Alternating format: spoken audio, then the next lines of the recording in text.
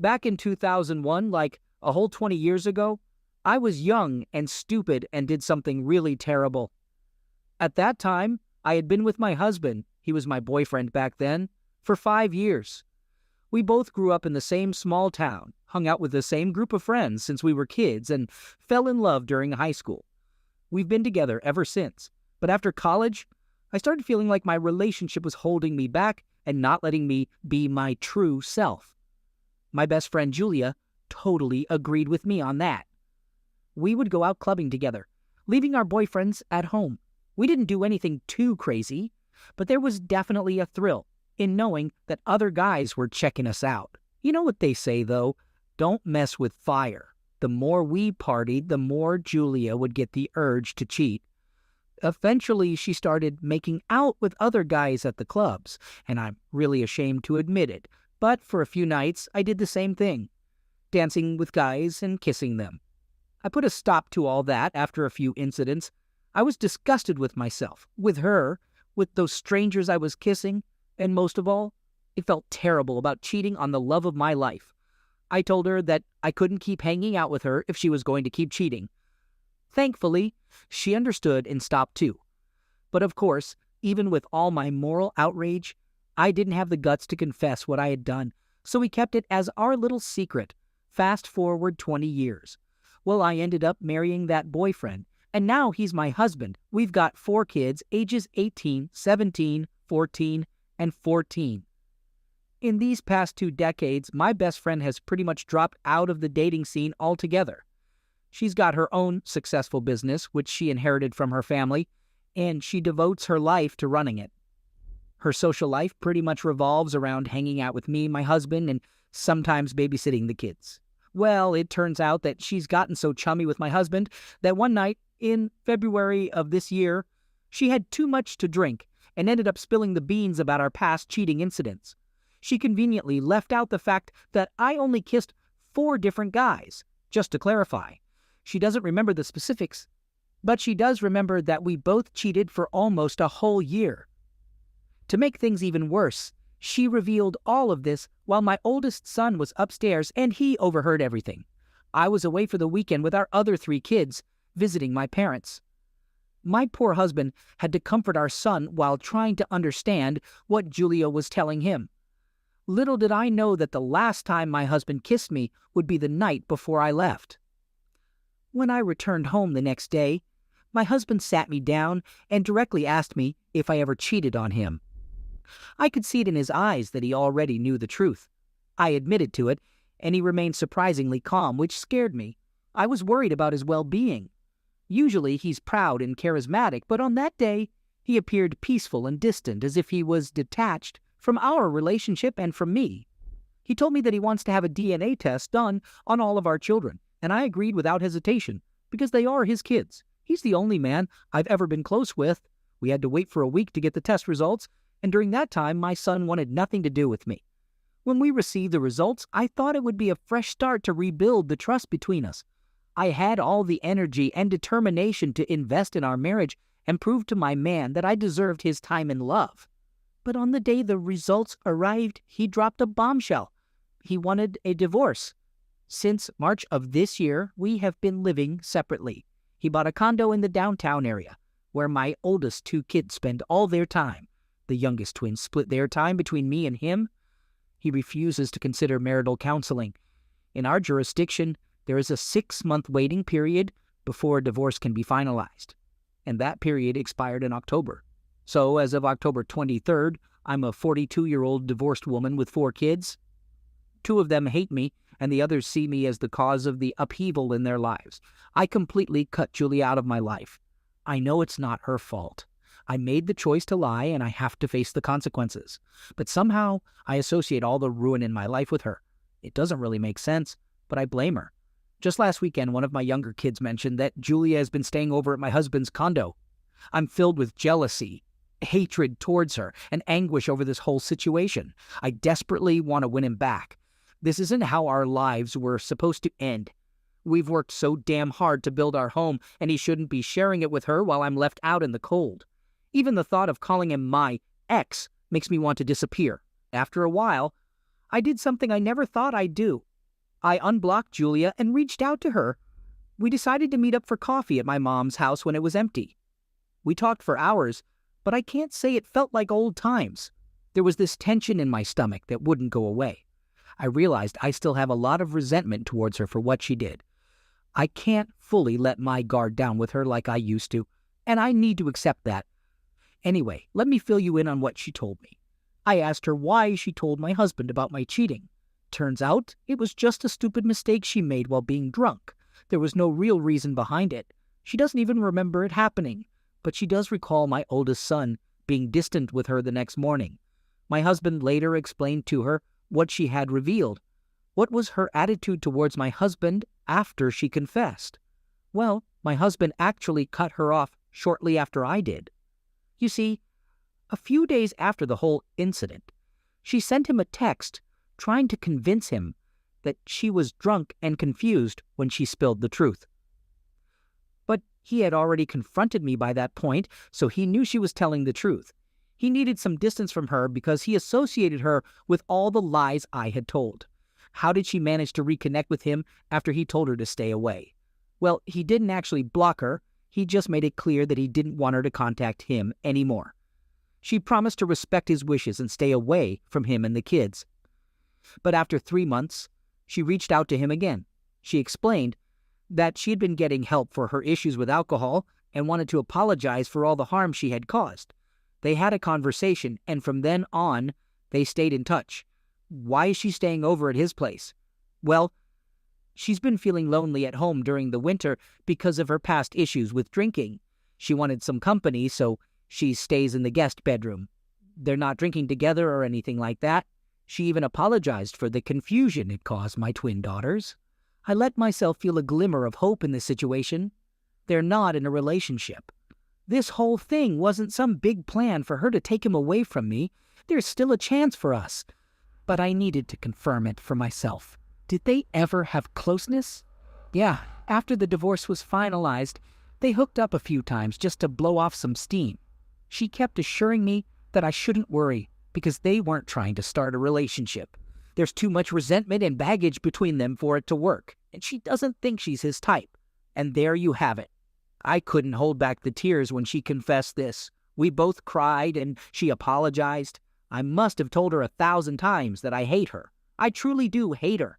I hate her more than I ever thought possible. She knows how much I love him. She knows how much I need him. Yet she still manages to disrupt everything, no matter how much it hurts me. I kicked her out after that. I haven't blocked her again. She wants to be back in my life. But there's no way in hell I want to see her if she's sleeping with the man I love. I know some women can swallow their pride and handle it, but I can't. So that's where I stand right now. At least they're not in love or rushing into marriage. I try to convince myself that he's only using her as a way to fill the void in his heart. I try to convince myself that what they're doing is not meaningful closeness, but just a physical reaction to stress and circumstances. However, her comment about not being his type lingers in my mind. I wish I had asked her if she's dating someone now, or if he has his eyes on someone else. I wish I had prepared notes on the things I wanted to learn and express instead of going into the conversation unprepared. My emotions got the best of me, and now I find myself crying until I'm physically exhausted. All this meeting has done is humble me at the thought of him and her making love. I can't let this continue. I need to win him back before he falls in love with someone else. With the new information I've discovered, does anyone have advice on what steps I should take? Update. I need to strategize to do something different, something that could bring about a change in our lives. I'm aware that I made a grave mistake, but I also realize I didn't want it to ruin the rest of my life. I was in my early 20s back then, and now in my 40s, I'm a different person. I believe in forgiveness and second chances. I believe that my kids deserve a happy, loving family, not this chaos. My heart aches for my 2 elder kids who've distanced themselves from me. I can see the disappointment and anger in their eyes. I started seeking professional help, going for therapy sessions, working on my self-improvement. I needed to make amends. I needed to prove that I've changed, that I'm not the woman I was 20 years ago. My therapist helped me understand that it was necessary for me to forgive myself first, to move on from the past and focus on my future.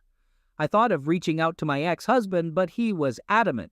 He had made it clear that he doesn't want to have anything to do with me. The only contact we had was through the lawyers. Every time I saw his name on the legal documents, my heart sank. I yearned to hear his voice, to see his face, to touch him, but all I got was a cold, distant signature on a piece of paper. One day I heard from a mutual friend that he had moved in with a new woman. My heart dropped. The jealousy was consuming me. I felt a burning rage inside me. I wanted to scream. I wanted to cry. I saw her once. She was stunning. With her beautiful long hair and radiant skin, she was indeed a sight to behold. I couldn't help but compare myself to her. I thought to myself I should be in her place with my kids, with my husband. It was a bitter pill to swallow. In the end, the divorce was finalized, and I was left with a big loan and no child support. I was on my own, struggling to make ends meet. He changed his numbers, made it impossible for me to reach him. It felt as if he had erased me from his life. Every night, I found myself crying, regretting every single mistake I had made. I wished I could turn back time. I wished I could undo it all. It was a long time ago. It was only a couple of kisses. There was never any closeness. Did I really deserve such a harsh outcome? I asked myself that question every single day. Was it that easy for him to move on, to forget all the years we had together, to forget all the happy moments, all the love, all the time we spent together? Was his heart just made of stone, or did he just decide to forget? It was like he became this mean, uncaring guy who looked down on me, even though I had been with him for over 20 years. Second story. Just so you know, I'm currently 35 years old, and this story I'm about to tell you happened back in 2014 when I was 26. My ex-fiancée, whom I'll refer to as Barb, was 25 at the time. We actually met in college and had been dating for 3 years before deciding to get engaged. By the 4th year, we had even set a wedding date. Both of our families weren't financially well off, and Barb was pursuing her graduate studies. So, the financial responsibility for the wedding fell on me. It ended up costing a total of $20,000, which I managed to pay in full just 4 days before the wedding. Before I dive into the chaotic evening I'm about to share, let me give you a rundown of our typical relationship drama in our mid-20s. We had our fair share of issues like poor communication, partying too much on weekends, and silly fights over insignificant things. But aside from that, we had a solid relationship and spent a lot of time together navigating life after college and planning our future. Now, back to the wedding disaster. As I mentioned earlier, I had already paid the wedding and reception venue, and their policy stated that the payment was non-refundable. We had over 120 guests confirmed, including several from out of state. The tuxedos and bridesmaid dresses were all sorted and paid for, and everything seemed to be falling into place. But little did we know, a storm of unfortunate events was about to unfold, and I won't keep you waiting any longer. The incident happened on a Friday night in our new apartment, which we had moved into a few weeks earlier. We decided to invite around 12 friends over to our place for some pre-drinks before heading out to the local bars. Among our friends was Ricky, my buddy, whom I've known since kindergarten. Ricky and Barb had gotten along really well over the past 3 years, and he was definitely one of her favorite pals of mine. It's always great when your significant other gets along with your friends. We started the night at a nearby hookah lounge where you could bring your own booze. By the time we left there, we had already finished a 5th of Jameson whiskey and a 30-pack of Yuengling beer, and everyone was feeling the buzz. The next 3 hours were spent hopping between 2 or 3 bars. And as the night went on, our entire group became a drunken, rowdy mess. When the bars closed, most people went home, except for myself, Barb, Ricky, and another couple who joined us for a nightcap at our apartment. Once we were back at our place, the other couple didn't stay for long and left after about 20 minutes. So it was just me, Barb, and freaking Ricky. Earlier in the night at the hookah bar, I noticed Barb being more focused on her phone than usual, and I also noticed Ricky checking his phone whenever Barb would lock the screen. I had a slight suspicion, but didn't think much of it. Why would I worry about them planning something shady just 2 days before I was supposed to marry Barb? Back at the apartment, I was relatively sober and realized all the alcohol had been finished. I thought about picking up a couple of six-packs from a local store that stays open until 3 a.m. Barb and Ricky were clearly intoxicated, but I didn't have any reason to suspect that anything sketchy would happen if I left for just 20 minutes. As I sat in my car, ready to leave my apartment complex, a feeling of unease washed over me, and it completely freaked me out. So I called my best friend, and he agreed to come with me on the beer run and then back to the apartment. We grabbed some Bud Heavies and made our way home, walking up to the sliding glass door that led to the living room where we had a sectional sofa on the right. We opened the door and took a couple of steps inside. And there it was, my ex-fiancé and Ricky, both completely without clothes, passionately engaged in some serious tonsil hockey. The crazy part was that neither of them seemed to notice that my buddy and I were standing just 10 feet away, witnessing their sloppy and drunken antics. After about 7-10 seconds of trying to process what I was seeing, I lost it. I dropped the booze, forcefully pushed her off Ricky, who was still lying there without clothes, and delivered 2 solid punches to Ricky's eye and cheek. The look of terror on his face was priceless. At one point, after he regained consciousness, he tried to stumble towards me, his face swollen like the Elephant Man, and attempted to drunkenly apologize by wrapping his arm around my shoulders. That didn't go well, either, because I ended up giving him a good slap, throwing him to the ground and pinning him down for a few minutes with my knee on his temple area, kind of like a dirty cop.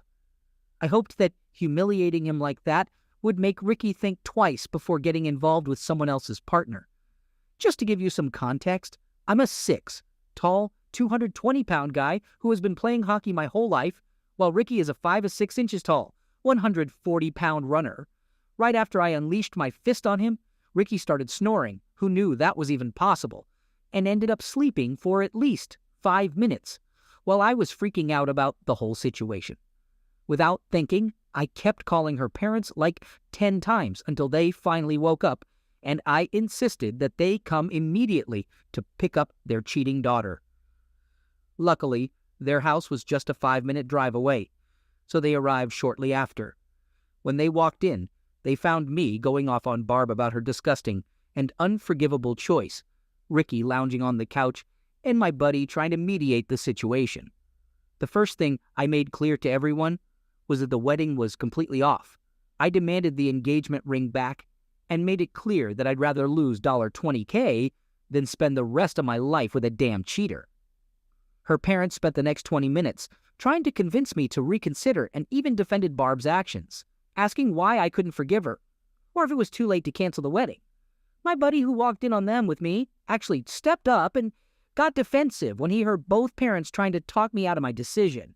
It meant a lot to me that he stood up for me without hesitation. Meanwhile, Ricky woke up and his right side of the face was swollen like a grapefruit, and his left eye was completely closed. Kicking Ricky out of the apartment was a challenge because he was too drunk to drive, so I called his brother, who was about 20 minutes away. During that time, I unleashed my anger on Barb, Ricky, and her parents. Surprisingly, despite being extremely furious, I managed to stay composed enough to articulate my thoughts clearly. Usually, when I've been this upset before, my mind felt scattered and I struggled to put my thoughts into coherent statements. But not this time. As Ricky's brother arrived to pick him up and Barb's parents took her home, I systematically dismantled any objections, opinions, or pleas for reconsideration voiced by everyone in the room. It felt really damn satisfying.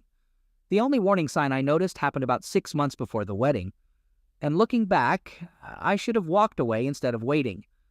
We were all at the bars, sitting around a big table, drinking pitchers and chatting. Barb and Ricky were sitting next to each other on the opposite side of the table, but I didn't think much of it. I was hanging out with other friends. Throughout the night, I noticed some suspicious things, like them isolating themselves from the group conversation, not paying any attention to me, and whispering to each other at close distance. After the bars closed, I drove Barb back to her parents' house and said goodnight, but I had this nagging feeling that something was off. So I went to Wawa, grabbed some food, and then returned to the apartment complex to play detective. I dropped her off around 2:15 a.m., and at around 3:05 a.m., I saw the unmistakable 2004 Audi S4 with electric blue paint and black wheels heading towards her apartment. Ricky parks his car in front while I'm about 100 feet away on his left, feeling my heart racing. A minute later, Barb comes out wearing a new outfit and happily walks towards his car. That's when I quickly put my car in reverse, turned on my high beams, and sped directly towards Ricky's driver's side door to make my presence known. Obviously, they were both shocked and didn't know how to react. Their excuse was that they just needed someone to talk to, and they assured me there was nothing to worry about. Well, that didn't sit well with me. I told Ricky to go back to his mom's basement, and I decided to spend the night at Barb's place to make sure he wouldn't show up again. It took a few weeks to make amends with Ricky, but they both kept reassuring me repeatedly that I had nothing to worry about moving forward. Well, it turns out I did. Here's my only advice for you. Muster up the strength to speak up if you start feeling uneasy about something your partner is up to. If you let every little thing slide and your gut tells you they might be cheating, they'll exploit that lack of accountability. Honestly, it's much better to be open and direct when communicating with your significant other than to hold back your concerns about their questionable behavior. You deserve better, and if you ever uncover infidelity or something similar, you'll be grateful that you confronted your partner and took the right course of action instead of finding out 5 years down the line. I won't sugarcoat it. The months that followed weren't a walk in the park, and things didn't magically fall into place for me. Just 2 months later, the pharmaceutical company I worked for decided to lay off everyone in my department. On top of that, I had accumulated thousands of dollars in credit card debt to cover the wedding expenses. I was haunted by unemployment for a grueling 5 months, and to make matters worse, I was diagnosed with major depression. Life was a complete mess for a few years, and I wouldn't wish that on anyone. I didn't receive any money from her family to help with the wedding expenses, but I didn't really expect anything since they're not well off. The engagement ring was a tough one because even though I paid around $1,700 for it a year ago, Barb managed to beat it up pretty bad during that time. It didn't look good at all, with the smaller diamond on the left cracked and scratches on the white gold. I took it to several jewelers to get it appraised, and the best offer I got was $100. I decided to accept it and use the money to buy tickets to see my favorite rock band in Philly. Totally worth it. These days, I'm much happier. I had a fantastic year of cognitive behavioral therapy, along with taking Lexapro 20 mg, which I still take just in case. My life circumstances have improved significantly, so it's been a bumpy ride, but I'm cruising along. About a year later, I started dating someone else, and we were together for the next 4 years. But it turned out she was emotionally and verbally offensive, and she was not well liked by my friends and family. I ended that relationship last June, and since then, I haven't felt any desire to jump back into the dating scene, going through 8 years with 2 women who caused me so much exhaustion. However, now that I'm 35, things have finally started to settle down, and I've decided to embrace the single life happily. Regarding her current situation, well, she cheated on the 2 boyfriends right after we broke up. One of them was just a week before they were supposed to move to California. We're in Pennsylvania. I'm aware that she's dating someone at the moment, but considering her track record of cheating on the last 5 boyfriends, it's pretty clear that she's a serial cheater. It's unfortunate for him.